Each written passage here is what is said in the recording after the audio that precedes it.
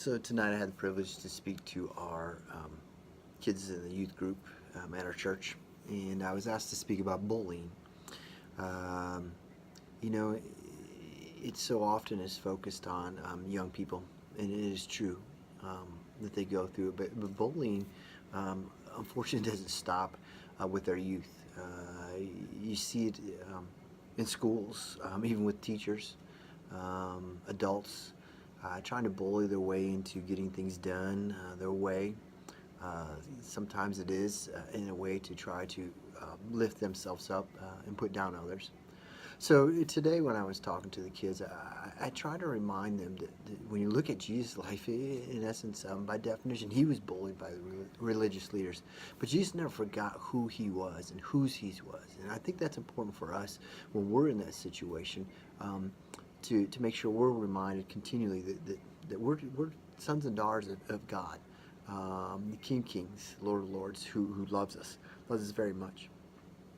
But I also remind them that it's not just about us and not bullying and how to handle being bullied, but also about the people around.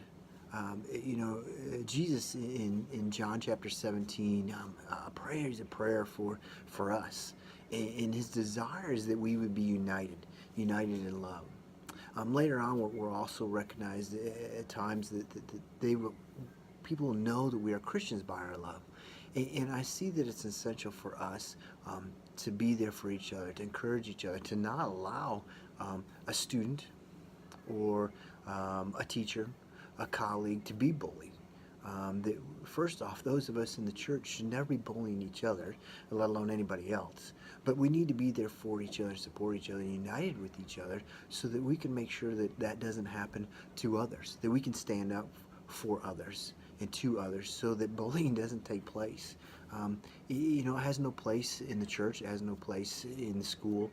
It has no place in this world, but unfortunately we live in a fallen world where it's going to happen. So we need to be there to, one, remember, again, whose we are, so that we don't allow the negativity of others to label us and put us in a place, because that's directly from Satan.